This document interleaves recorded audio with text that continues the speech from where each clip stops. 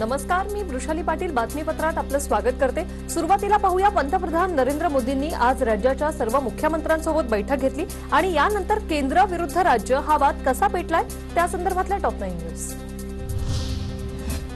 ताऊत्केसारख्या चक्रीवादळात गुजरातला महाराष्ट्रापेक्षा जास्त मदत केली गेली अशी खंत मुख्यमंत्री उद्धव ठाकरेंनी व्यक्त केली।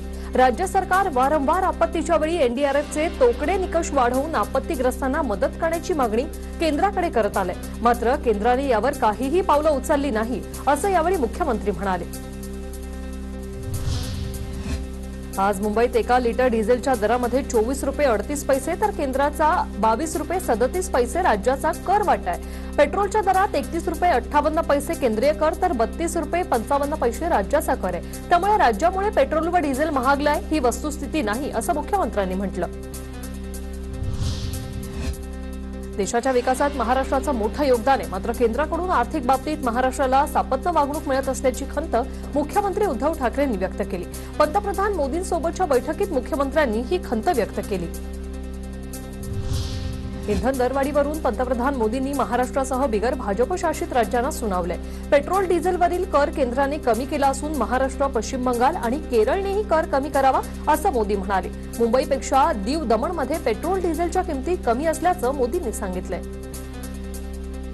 सरकार ने राज्यों से भी आग्रह किया था कि वो अपने यहाँ टैक्स कम करें।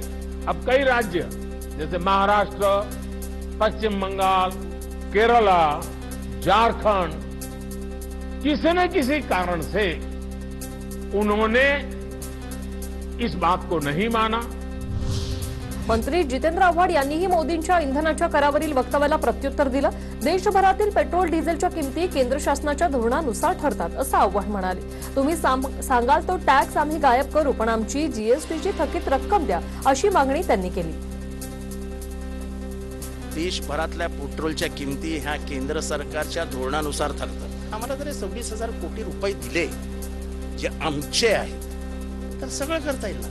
तुम्ही सांगाल तो टॅक्स गायबच करून टाकतो, पण आमचे पैसे तर द्या आम्हाला।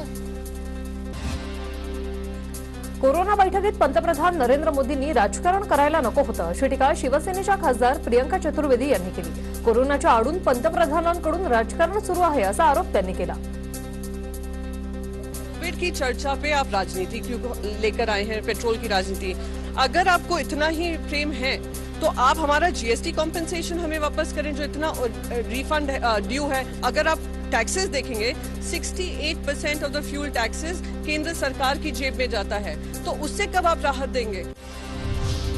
केंद्राला दोष देणं हे चुका लपवण्यासाठीचं उत्तम यंत्र आहे, मात्र त्यामुळे जनतेला दिलासा मिळत नाही असा टोला देवेंद्र फडणवीस यांनी मुख्यमंत्र्यांना लगावला। जनतेच्या त्रासाच्या किमतीवर सरकार नफा मिळवण्यात व्यस्त असल्याची टीकाही फडणवीसांनी केली। इंधन करावरून भाजपचे नेते सुधीर मुनगंटीवार यांनी महाविकास आघाडी सरकारवर निशाणा साधला। ठाकरे सरकारचं जनतेशी वैर आहे का असा सवाल करत जीएसटीच्या पैशाबाबत राज्य सरकारकडून दिशाभूल केली जात असल्याचा आरोप मुनगंटीवार यांनी केलाय। केंद्राकडून जीएसटीचे पैसे यायला वेळ लागतो असंही यावेळी ते म्हणाले। सरकारने 10 रुपये डिझेल 5 रुपये पेट्रोल कमी केले, 1,60,000 कोटीची सूट दिली आणि आमचं राज्य सरकार काय करत आहे, तुम्ही जर आकडे घेतले तर मागच्या वर्षीपेक्षाही जास्त टॅक्स या वर्षी घेत आहे। ही राज्य सरकारची जबाबदारी नाही का? महागाईच्या मुद्द्यावरून केंद्र सरकार जबाबदारी झटकण्याचे काम करते असा आरोप महसूल मंत्री बाळासाहेब थोरात यांनी केलाय। केंद्राकडून राज्याला जीएसटीचा हक्काचा परतावा वेळेत परत दिला जात नाही असंही ते यावेळी म्हणाले।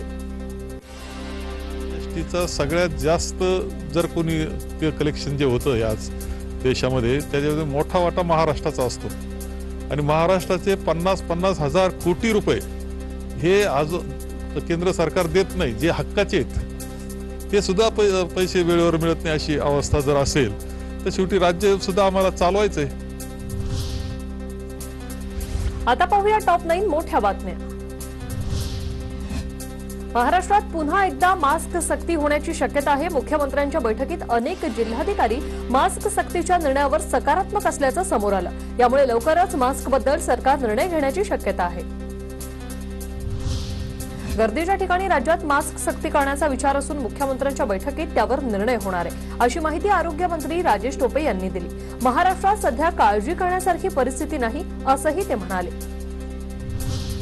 देशात पुन्हा कोरोना रुग्ण वाढतायत, त्यामुळे सर्वांनी काळजी घेणं गरजेचं आहे, असं आवाहन पंतप्रधान मोदींनी केलंय. सर्व राज्यातील मुख्यमंत्र्यांसोबत झालेल्या बैठकीत ते बोलत होते. हमें प्रिएम्प्टिव, प्रोएक्टिव और कलेक्टिव अप्रोच के साथ काम करना होगा. इन्फेक्शंस को शुरुआत में ही रोकना हमारी प्राथमिकता पहले भी थी और अब भी यही रहनी चाहिए. मनसे अध्यक्ष राज ठाकरेंच्या सभेच्या परवानगीबाबत उद्या निर्णय होण्याची शक्यता आहे. सर्व अधिकाऱ्यांशी चर्चा करून उद्यापर्यंत निर्णय घेऊ, अशी माहिती औरंगाबादचे पोलीस आयुक्त निखिल गुप्ता यांनी दिली आहे. आमच्या सर्व अधिकाऱ्यांशी चर्चा करून आणि फील्डमधले सर्व रिपोर्ट घेऊन उद्यापर्यंत यामध्ये निर्णय होईल अशी अपेक्षा आहे. आमची अधिकाऱ्यांची बैठक पण आहे उद्या. ती झाल्यानंतर सर्व बाबीचा विचार करून योग्य तो निर्णय उद्यापर्यंत आम्ही यामध्ये घेणार आहे. इंधन दर कमी करण्यावर उद्या कॅबिनेटमध्ये प्रस्ताव सादर केला जाण्याची शक्यता असल्याची माहिती TV9 मराठीला सूत्रांनी दिली. डिझेलचे दर 1 रुपयांनी कमी करण्यावर चर्चा होणार असल्याचं सूत्रांकडून कळतंय. छत्रपती संभाजीराजे यांना आझाद मैदानावरील उपोषण सोडताना दिलेल्या आश्वासनांचा पाठपुरावा करण्यासाठी मराठा क्रांती मोर्चाने मंत्रालयात ठिय्या मांडला. सरकारने दिलेल्या तारखा गेल्यानंतरही प्रश्न न सुटल्याने समन्वयकांनी नाराजी व्यक्त केली आणि यानंतर आंदोलनकर्त्यांना पोलिसांनी ताब्यात घेतलं. मराठा क्रांती समन्वयकांच्या ठिय्या आंदोलनावर खासदार संभाजीराजेंनी प्रतिक्रिया दिली. कॅबिनेट बैठक झाल्यानंतर समन्वयकांशी बोलणार असल्याचं आश्वासन उपमुख्यमंत्री अजित पवार यांनी दिल्याचं संभाजीराजेंनी सांगितलं. कॅबिनेट त्यांचाच फोन आला होता मला मगाशी. कॅबिनेट मीटिंग झाल्यानंतर मी या सगळ्या समन्वयकांच्या भावना समजावून घेऊन सरकार नेमकं काय करायला आणि पुढे काय करणार आहे हे मी त्यांच्या कानावर घालणार आहे. नाही, मुख्यमंत्री असो किंवा उपमुख्यमंत्री असो, ती दोन्ही एकच आहेत. खासदार नवनीत राणा यांच्याकडून शिवसेना नेते संजय राऊत यांच्या विरोधात नवी दिल्ली पोलिसात तक्रार दाखल करण्यात आली. एट्रोसिटी अंतर्गत गुन्हे दाखल व्हावे ही मागणी नवनीत राणा यांनी या तक्रारीत केली आहे. भाजप आमदार गणेश नाईक यांच्या अटकपूर्व जामीन अर्जावर उद्या सुनावणी होणार आहे. राजकीय फायद्यासाठी नाईक यांच्या विरोधात खोटे आरोप करून गुन्हा दाखल करण्यात आल्याची माहिती नाईकांच्या वकिलांनी दिली आहे. आता पाहूया राजकीय विश्वातील टॉप 9 न्यूज. हनुमान चालिसेच्या निमित्ताने मुंबईतील वातावरण अशांत करण्यामागे दाऊद गँगचा हात आहे, असा आरोप शिवसेना नेते संजय राऊत यांनी केलाय. भोंगे प्रकरण आणि हनुमान चालिसेमागे डी गँग आणि त्यांचा पैसा काम करतोय, असाही आरोप राऊतांनी केलाय. भोंगे प्रकरण, हनुमान चालीसा प्रकरण, मुंबईमधली या घडणाऱ्या घडामोडी याच्या मागे नक्कीच डी गँग, अंडरवर्ल्ड आणि त्यांचा पैसा काम करतो आहे. युसुफ लकडावालाच्या मनी लॉन्ड्रिंगमध्ये नवनीत राणा यांचा हात होता, असा गंभीर आरोप संजय राऊत यांनी केला. तसंच लकडावाला प्रकरणी सर्वांची चौकशी झाली, मात्र राणा दाम्पत्य कसे वाचले असा सवालही राऊतांनी उपस्थित केला. लकड़ावाला की जिसके साथ आर्थिक व्यवहार हो गए थे, फिनेंशियल ट्रांजैक्शन हुए, वो सबकी जांच हो गई. लेकिन एक ट्रांजैक्शन ऐसा था जो नवनीत राणा के साथ हुआ था 80 लाख, उसकी जांच क्यों नहीं हो गई? क्यों छुपाया गया? कोई तो बचा रहा है. उससे एक युसुफ लकडावालाचे आणि शरद पवार आणि संजय राऊतांशी चांगले संबंध होते, असं वक्तव्य भाजपचे नेते मोहित कंबोज यांनी केले. तर मातोश्रीवरही नेहमी लकडावाला येत जात होते, असंही मोहित कंबोज यांनी म्हटलंय. अब पवार साहब के साथ तो बहुत अच्छे, जो मुझे जानकारी है, यूसुफ लकड़वाले के बहुत अच्छे संबंध थे. तो संजय राउत अच्छी तरह जानते हैं कि एनसीपी के जितने मेंबर हो, नवाब मलिक हो या जितने लोग थे एनसीपी के, उनके लकड़वाले के क्या संबंध है.